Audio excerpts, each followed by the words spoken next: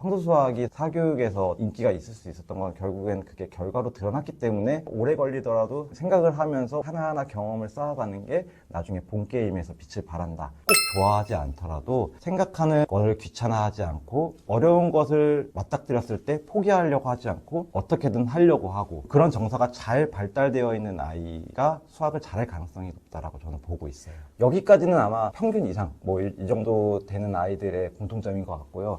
진짜 잘하는 아이들의 특징으로서는 일단은 수학 정서가 망가진 아이들에는 크게 두 가지 종류가 있는 것 같아요. 하나는 생각 자체를 하기 싫어하는 아이들. 그러한 아이들을 위해서 해결책은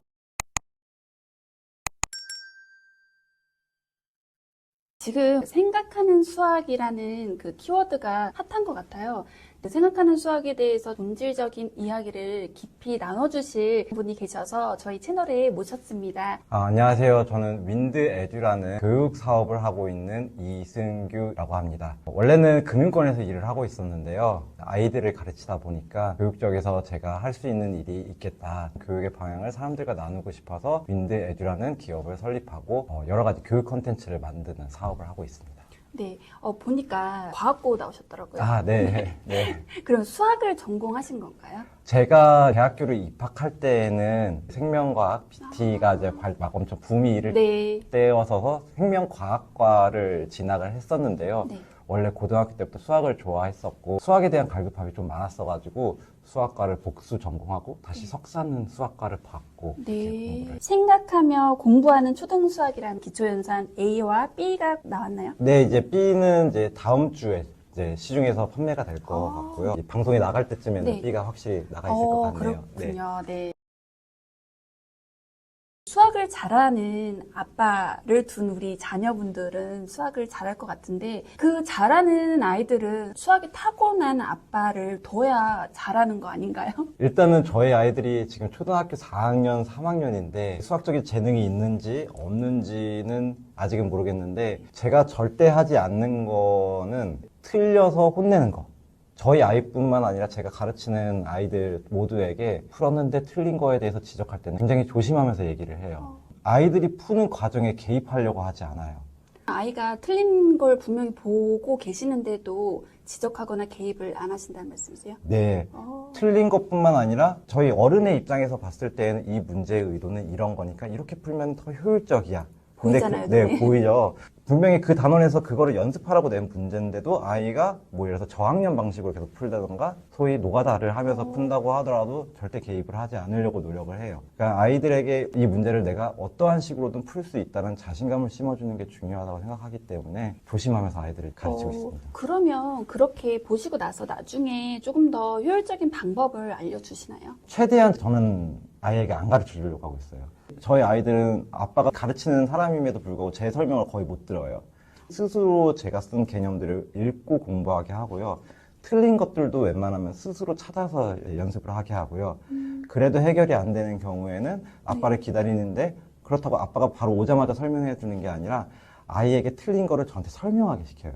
너는 어떻게 생각해서 이 답이 나왔니? 이렇게 물어보면서 아이가 나는 이렇게 생각을 해서 이런 답이 나왔어요 하는 그 설명하는 그 과정 내에서 스스로 논리적인 사고를 더 연습하게 되고 복귀하면서 자기가 틀린 지점을 찾아내더라고요. 저희 아이들 문제집 보면 오답률이 그렇게 높지 않아 보이는데 잘해서가 아니라 저는 그렇게 해서라도 본인이 틀린 거를 찾았다 하면은 동그라미를 쳐줘요. 답을 단순히 찾은 게 중요한 게 아니라 답을 찾아가는 과정을 논리적으로 생각했다 그러면 그걸 정답 처리해 주신다는. 네. 너무 멋있는 것 같아요. 근데 그게 실제 아빠가 자녀한테 하기 쉽지 않잖아요. 네. 부모 입장에서는 일단은 열불이 먼저 나지요. 근데 쉽지 않은데, 그게 제일 중요하다고 생각을 하고 있습니다. 제가 개입을 하지 않다 보니까 그 단원에서 배워야 할 것들을 놓치고 갈 수가 있잖아요. 그런 부분은 꼭 짚어주고 넘어가야 된다고 생각을 하는데, 선제적으로 알려주는 게 아니라 아이가 어떻게든 문제를 풀어주면 칭찬을 먼저 해주고 이 단원에서 배운 것을 활용하거나 아니면 여기선 이런 규칙이 있으니까 이런 거를 적용을 해보면 좀 더 쉽게 풀지 않을까? 라고 얘기하면은 저는 아이 아하 하는 반응을 되게 좋아하는데 그런 반응이 나오면서 수학에 대해서 조금 더 흥미를 느낄 수 있다라고 믿고 있어요. 대부분의 부모님들이 착각하는 것 중에 하나네요. 오답이 보이면 지적부터 하려고 하고, 그러니까 정해진 방법대로 풀려야 이 아이가 수학을 더 잘하게 된다는 생각을 하게 되잖아요. 네. 근데 오히려 수학을 잘하게 하기 위해서 그 방법을 지향하신다는 점이 놀라웠습니다. 제가 한마디만 더 네. 붙이면은, 수학을 소위 이제 창의력을 개발하는 좋은 도구로도 많이 생각을 하잖아요. 근데 실제로 저희가 수학을 가르칠 때 답에만 너무 집중하다 보니까 창의성이랑은 굉장히 먼 학문처럼 아이들에게 인식될 가능성이 굉장히 높아요. 근데 수학의 본질에 대해서 생각을 하다 보면은 창의성을 아이들에게 자극을 시켜줘야 되고, 수학에서 창의성을 개발할 수 있는 분야는 결국에는 어떻게 그 답에 도달하느냐. 거기에는 방법이 여러 가지가 있기 때문에 그 과정을 설명하고 공유하는 과정에서 창의성이 개발이 될 수 있다. 이렇게 생각하고 있습니다. 그러면 이 단원에서 반드시 배워야 되는 그런 것들이 있잖아요. 네. 근데 그게 아니더라도 어떻게든 자기가 창의적으로 그 답을 도출해가는 과정도 굉장히 훌륭하다고 보시는 거네요. 네, 네. 특히나 초등수학 같은 경우에는 추상적인 개념을 아이들이 소화하기에는 어려우니까 구체적인 사례들, 수학적인 사고를 하는데 필요한 재료들을 모으는 게 중요하거든요. 그런 경험들이 축적이 돼야지 나중에 초등학교 고학년, 중학교, 고등학교에 올라갔을 때 그게 개념으로 체계화돼서 정리가 되는 것이기 때문에 그것을 모으기 위해서는 아이들이 스스로 하는 경험들을 쌓는 게 중요하고, 그래서 스스로 풀었다고 하면 칭찬을 계속 해줘야지 아이들이 다음에도 스스로 무엇이든 생각해 보려고 하고 더 경험을 쌓아가려고 노력을 한다라고 생각하기 때문에 그런 교육 방식을 고수하고 있습니다. 단순히 생각할 때는 되게 돌아간다고 생각하거나 이것이 중등, 고등 수학에는 불필요한 과정이 아닌가라고도 생각하실 수 있지만 그 과정에 가기 위해서 반드시 필요하다고 보시는 거네요. 네, 맞습니다. 초등학교 과정에서도 괄호라는 부분을 배울 때 거기서 우리가 분배 법칙이라는 것을 어렴풋하게 아이들에게 가르쳐 주거든요. 네. 그게 분배 법칙이라는 단어를 안 배울 뿐이지 그 경험들이 축적이 돼서 중학교 때 정수와 유리수에서 분배 법칙이라는 것으로 정리가 되는 것처럼 수학의 많은 개념들이 초등학교의 수학 과정에 녹여져 있는데 그것들을 경험으로서 계속 쌓아가는 게 결국엔 중고등학교에서도 정리되어 있는 개념을 이해하는데 아주 중요한 재료가 되고 밑바탕이 된다라고 생각하고 있어요. 그래서 요즘에 그 황소 수학이 유행인 것 같아요. 아, 네. 생각하는 네. 수학이라고 하죠. 네. 이런 거랑 맞닿아 있다고 생각하면 될까요? 네, 맞아요. 실제로 황소 수학에서 이제 지향하는 방향들을 보면은 아이들 스스로 생각하게 하고 시간이 오래 걸리더라도 어려운 문제를 자신만의 방식으로 스스로 풀 수 있도록 독려하는 그런 시스템이 빛을 발하고, 황소 수학이 사교육에서 인기가 있을 수 있었던 건 결국엔 그게 결과로 드러났기 때문에 인기가 있는 거라고 생각을 하는데, 오래 걸리더라도 생각을 하면서 하나하나 경험을 쌓아가는 게 나중에 본 게임에서 빛을 발한다. 그런 것들이 이미 입증된 사례가 있다라고 저는 생각을 하고 있어요. 네. 저도 최근에 가장 많이 관심 있는 게 생각한다는 그 키워드인데, 생각하며 공부하는 초등 수학 네. 교재를 내셨잖아요. 비교하기는 조금 그렇지만 우리 대표님 윈드에듀가 지향하는 생각하는 수학의 차별점이 있을까요? 두 가지 측면에서 차이점이 생각이 나요. 네. 첫 번째는 컨텐츠적인 측면이 있는 것 같아요. 저희 교재를 한두 단원만 보시면은 대부분 분들이 공감하실 거예요. 시중에 있는 문제집이나 어디서 보는 문제랑 결이 다르다 이렇게 느끼실 것 같아요. 제가 그렇게 문제들을 개발한 데에는 어려운 문장이 들어가 있는 문제들보다 애초에 복잡한 문제 과감하게 빼버리고 단순한 덧셈 뺄셈 기본적인 연산 문제로만으로도 생각하게 만드는 재료로서 쓴다라는 거죠. 두 번째로는 가르치는 측면에서 조금 차이는 있는 것 같아요. 이 책을 활용하실 때에도 아이 스스로 푸는 것보다 부모와 아니면 형제와 이렇게 대화하는 게 되게 중요하다고 생각을 하고 있어요. 하나의 연산 문제를 푸는 방식이 한 가지가 아니라 여러 가지이기 때문에 서로의 생각을 공유하는 것들을 되게 중요하게 생각을 하거든요. 근데 경쟁이나 아니면은 아이에게 가혹하다는 표현보다는 어려운 환경, 네. 도전적인 환경을 딱 던져주고 아이에서 이겨내라는 측면의 교육보다는 조금 더 편안한 환경에서 토론하고 다른 사람의 생각을 습득하고 공유하고 자신의 생각을 말하는 것들이 차별점이 있는 것 같아요. 심리적인 압박이 있고 없고 약간 그런 차이도 있을 것 같아요. 그런 것도- 안정적인데 편안한 분위기 이런 네, 것들. 네, 제가 되게 중요하게 생각하는 지점이긴 해요. 네.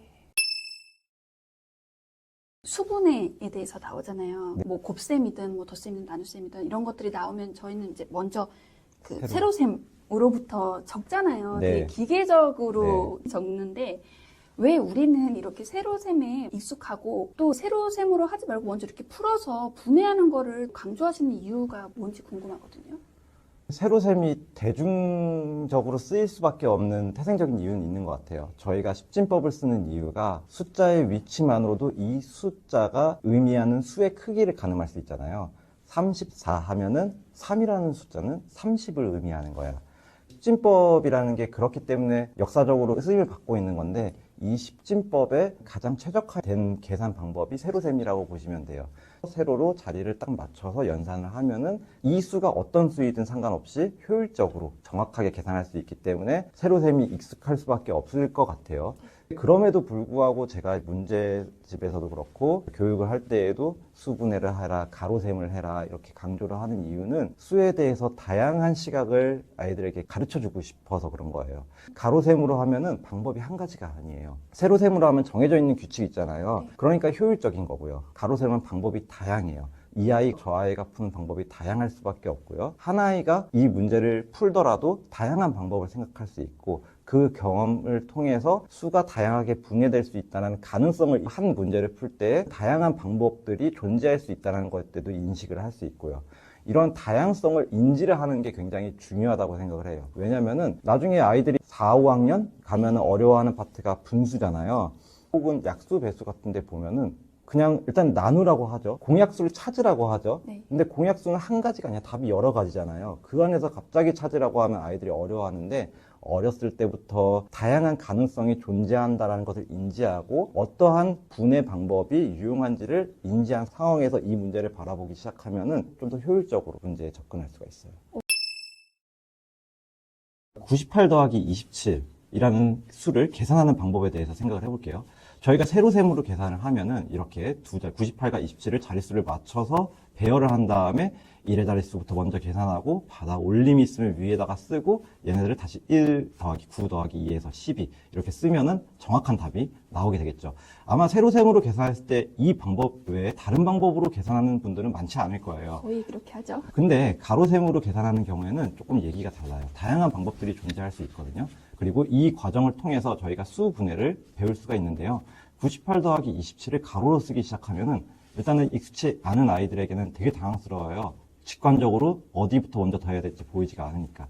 근데 저희가 가르치는 방식은 이 98이라는 애가 100에 가까우니까 27을 2 더하기 5로 분해를 하면은 98과 2를 먼저 더하면 100이 되고 나머지 25만 더하면은 10의 자리와 1의 자리가 다 0이기 때문에 100 더하기 25는 125 이렇게 쉽게 계산할 수가 있습니다. 이게 거의 유일한 방법 아닌가 이렇게 생각을 하실 수 있을 텐데, 사실 이거를 어떻게 표현하느냐에 따라서 어른들의 입장에서는 같을 수 있지만 아이들에게는 새로운 시각들을 던져줄 수 있는 주제들이 많다라고 생각을 해요. 예를 들면은 아까 98 더하기 27을 100 더하기 25로 저희가 분해를 했었잖아요. 이번에는 27을 뒤에가 0이 되게 만드는 거죠. 그러면 98에서 3만 27한테 주면은 97은 30이 돼서 95 더하기 30, 그래서 125 이렇게 계산을 할 수도 있고요. 98 더하기 27에다가 더하기 2를 하고 빼기 2를 넣어주는 거예요. 같은 수를 더하고 같은 수를 빼주면은 어차피 없어지는 거니까 98 더하기 27은 98 더하기 2 빼기 2 더하기 27과 같은 수가 되고요. 여기서 무엇을 먼저 계산하냐에 따라서 다양한 방법이 있을 수가 있어요. 제가 이 예시를 말씀드릴 때 포인트를 주고 싶은 부분이 더하기 2 빼기 2라는 거를 식으로 한번 써봤다라는 그 경험이에요. 이 경험이 있으면은 나중에 중고등학교 내용하고도 이제 연결이 되는 건데요. 인수분해 중에서 저희가 외워야 할 인수분해 공식 중에 하나가 x의 4승 더하기 x의 제곱 더하기 1, 이거를 인수분해라고 하는데, 인수분해 과정을 보면은 x제곱을 한 번 더 더했다가 빼줘요. 그러면은 x 4승 더하기 2x제곱 빼기 x제곱 더하기 1이 되는데, 여기서 x 4제곱 더하기 2x제곱 더하기 1 먼저 계산하고 빼기 x제곱을 해주면은 앞에 부분은 소위 완전제곱 꼴이 나오고 뒤에 x제곱은 완전제곱 꼴이니까, 그래서 이걸 합차 공식이라고 하죠. 그렇게 해서 저희가 원하는 인수분해 공식이 나오는데, 더하기 빼기 2 이런 연습을 한 번도 하지 않은 아이에게 갑자기 문자로, 게다가 인수분해 단원에서 갑자기 x제곱을 상상해서 더하고 빼라라고 하면은 한 번도 경험하지 않는데 문자로 이걸 하라고 하니 굉장히 생소할 수 있을 것 같아요. 네. 그래서 그런 연습을 위해서라도 이러한 과정이 필요하다고 생각하고 있습니다. 정말 말씀대로 딱 퍼즐이 맞춰지네요. 이렇게 어릴 때 이런 경험을 하니까 중등 수학에서 바로 적용이 되는. 직접 학원에서 또 아이들을 가르치고 계시잖아요. 네. 아이들, 얘는 수학 잘하겠다, 잘하게 되겠다라고 하는 아이들 눈에 딱 보이실 것 같은데요.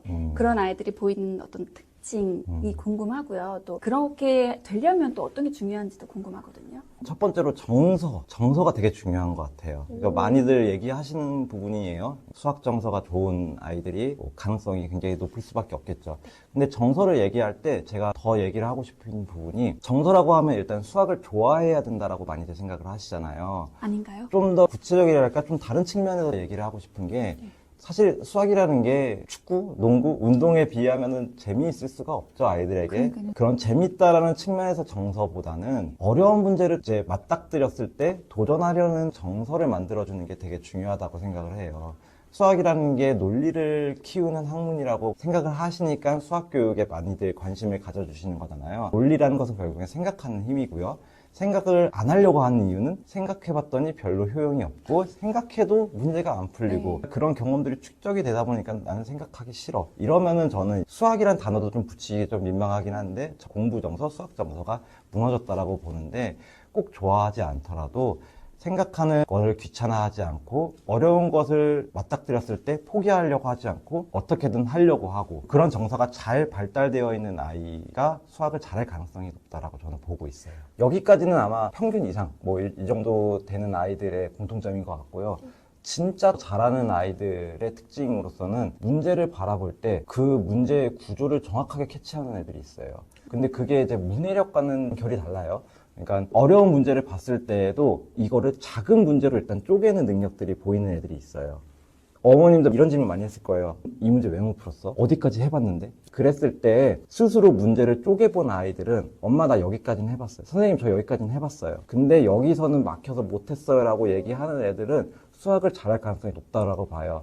왜냐면은 그 문제를 일단은 내가 단계별로 쪼갰다라는 거고, 난 여기까지 했는데 이 다음 스텝은 내가 어떻게 메꿀지를 모르니까 그거는 좀 설명을 해주세요라는 반응을 보인다라는 것은 우리가 메타인지라고 하죠. 내가 아는 것과 모르는 것을 명확하게 구분하는 거와 마찬가지라고 생각을 하고, 잘하는 애들의 특징에 이런 것들이 있으니까 어떻게 해야 되느냐도 마찬가지로 정서를 잘 가꿔줘야 되고, 구조적인 사고방식이라는 것은 복잡하고 큰 문제를 작은 문제로 쪼개서 사고할 수 있는 방식들을 계속 유도하는 게 중요하다고 생각하고 있어요. 선행을 막 먼저 하면 수학을 잘하게 된다고 생각하시잖아요. 수학 정서를 잘 발달시켜 주기 위해서 이렇게 하셔야 되는데 간과하고 있는 부분 있으면 좀 말씀해 주세요. 물론 고학년이 되면 될수록 거기에서 배우는 내용을 정확하게 인지하는 게 더 중요하겠죠. 왜냐하면 본 게임이 점점 가까워지니까. 근데 저학년일수록 답을 맞췄느냐 못 맞췄느냐는 중요하지 않은 것 같아요. 이 아이가 생각을 하면서 논리적인 얘기를 자꾸 하려고 노력하느냐, 이게 굉장히 중요하다고 생각하기 때문에 답에 너무 집착을 안 했으면 좋겠다라는 생각이 있고요. 그 다음에 문제의 양에 너무 집착을 안 하셔도 될 것 같아요. 결국에는 생각하는 힘은 하나의 경험이 눈덩이가 불어나는 것처럼 계속 굴러가면서 점점점 키워지는 거라서, 하루에 한 문제라도 아이가 설명하게 만들고 거기에 깊게 생각하게 만들고 다양한 방식으로 도전하려고 만들고, 더 쉬운 게 무엇인지 잔머리 굴리게 하고, 이런 것들이 되게 중요하다고 생각하고 있어요.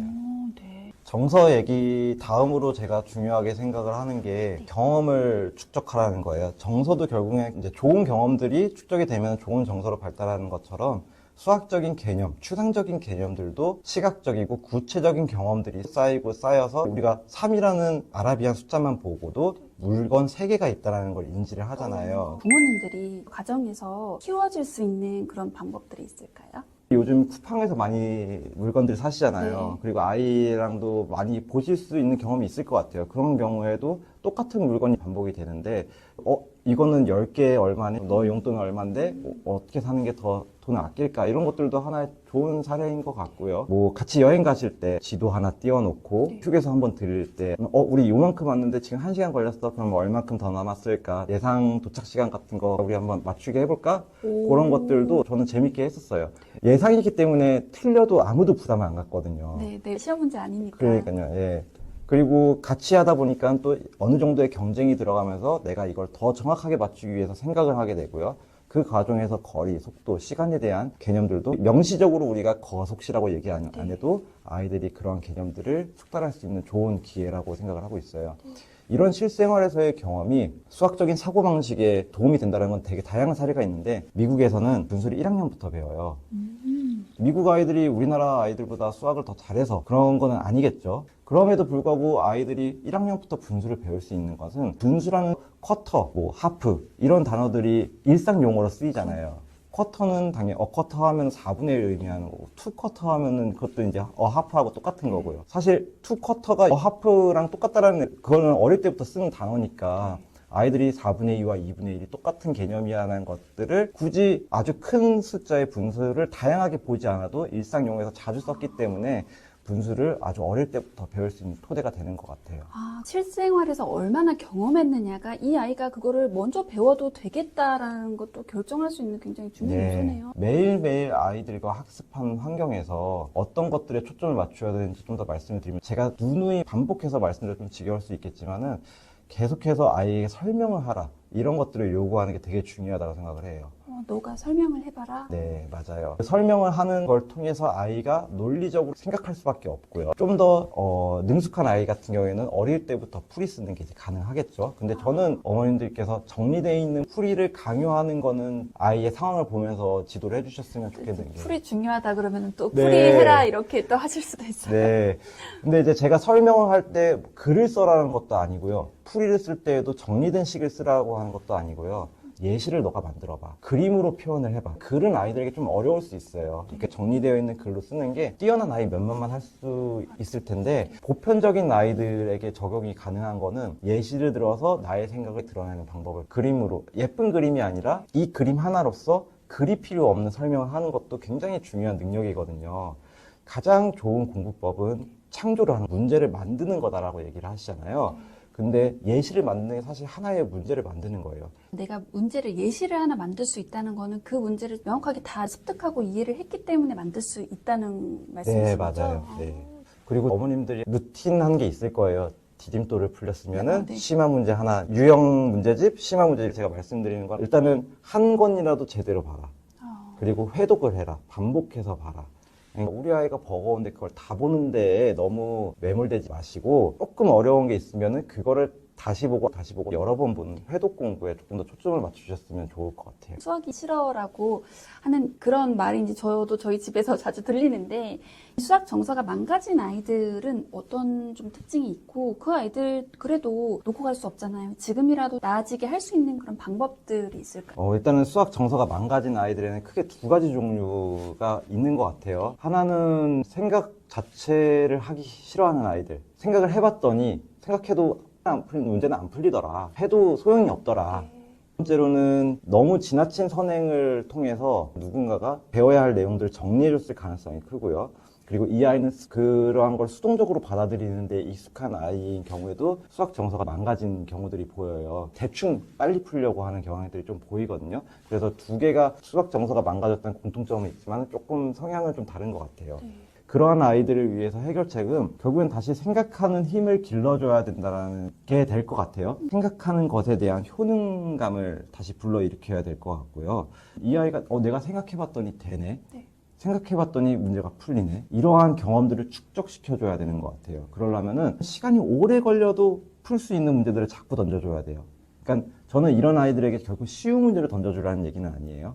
망가졌으니까 너는 이제 생각하기 싫으니까 쉬운 문제만 풀어. 이런 의도로 말씀을 드리는 건 아니고요. 문제들 중에서 내가 개념들을 잘 소화하지 못해도 저학년 개념으로도 풀 수 있는 문제들이 분명히 있어요. 그런 문제들을 아이가 시간을 좀 더 쓰든 아니면 조금 더 생각을 하든 어떠한 방식으로든 풀 수 있는 문제들을 던져주고 그 문제를 맞추는 성취감을 불러일으키고 그 다음에 가르쳐주는 것들을 봤을 때 저 방법대로 했으면 내가 더 시간을 아낄 수 있었는데 저 방법대로 했으면 내가 더 쉽게 할 수 있었는데 이런 것들을 받아들일 준비를 만드는 게 저는 중요하다고 생각을 해요. 이거는 제 개인적인 질문인데 그런 문제를 찾는 것도 어렵지 않나요? 우리 부모님들이 어떻게 하면 단순히 쉬운 문제를 주는 건 아니라고 말씀하셨고 저학년 개념만을 이용해서도 생각하면서 풀 수 있는 이런 문제를 구별할 수 있는 방법도 있나요?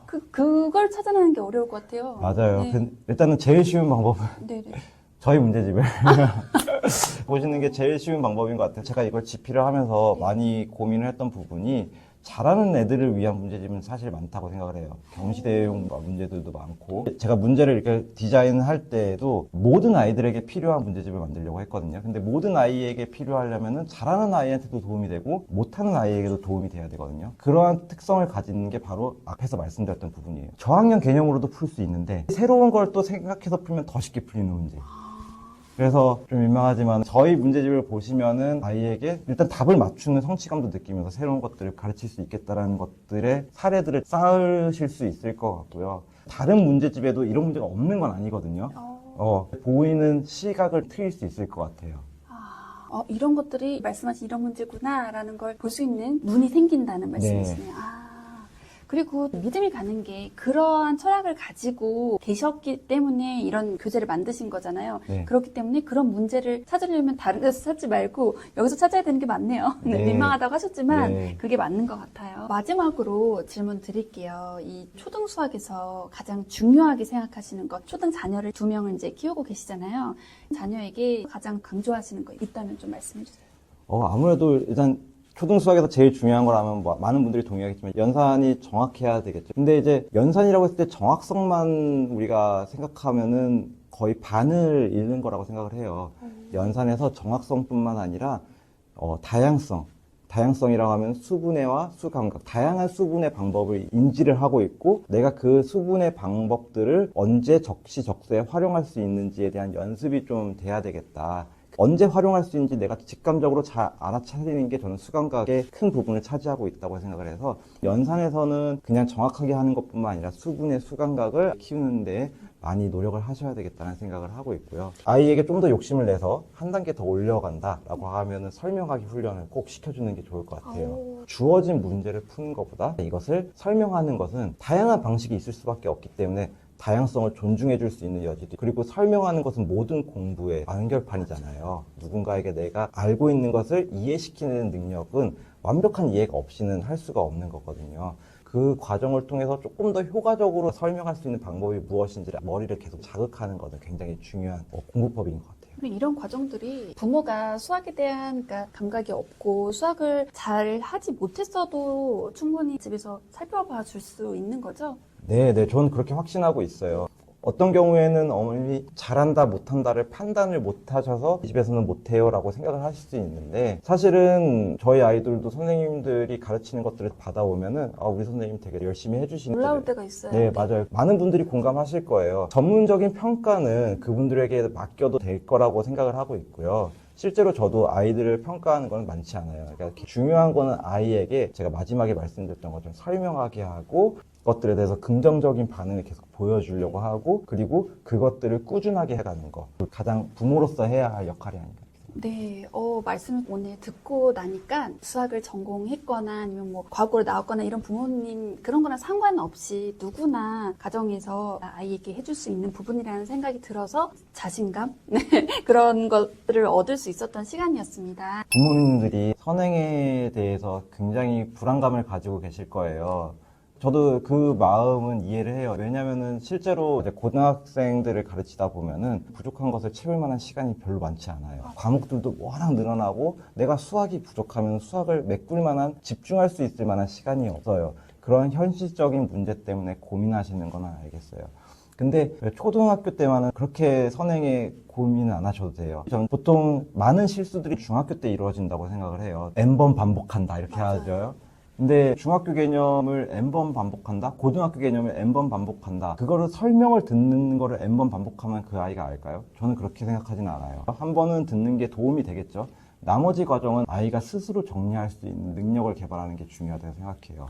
그러면은 아이에게 초등학교 때부터 자신이 공부한 것들을 뱉고 설명하고 정리하고 이러한 경험들을 쌓아놓고 효율적으로 하는 방식이 무엇인지 본인이 찾아가는 그런 시간적인 여유를 주는 게 중요한 것 같아요. 만약에 초등학교 때 설명하기, 뭐 예시를 만들기 이런 연습을 한 번도 안 하다가 중학교 때부터 갑자기 오답 노트를 쓰라니, 풀이를 쓰라니, 증명을 하라니 이러면은 아이들은 거기서부터 과부하가 생기고 스스로 학습할 수 있는 능력이 쌓는데 너무 시간이 오래 걸리기 때문에 그것만 초등학교 때 잘 쌓아도 본게임 중학교 때부터 스스로 공부할 수 있는 토대가 마련되지 않을까 이렇게 생각을 합니다.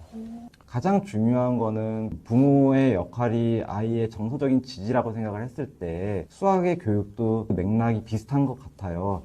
아이에게 수학적인 정서적인 지지를 하기 위해서 어떻게 할 것인가 답에 너무 집착을 하다 보면은 아무래도 틀린 게 눈에 띌 수밖에 없기 때문에 그러한 측면에서 아이의 수학 교육을 바라보시기보다는 이 아이가 알고 있는 내용을 어떻게 설명하는지 그리고 잘 이해하는 것을 자신 있게 얘기하고 사람과 소통하는데 수학적인 논리적인 사고력을 거기에 녹여낼 수 있는지의 측면에서 아이와 대화하면서 공부하면은 아이가 초등수학은 잘 이겨낼 거라고 생각을 하고 있습니다. 윈드 에듀도 유심히 봐주시고 저희가 이제 시리즈로 나오니까 맞아요. 네. 앞으로 기초연산 AB를 시작으로 계속해서 나올 예정이잖아요. 네. 저는 굉장히 개인적으로 기대가 되고 또 주목할 만한 그런 교재라고 생각하고요. 오늘 영상을 시청하시는 분들께도 유익한 그런 교재가 됐으면 좋겠습니다. 네. 귀한 말씀 나눠주셔서 감사합니다. 네, 감사합니다.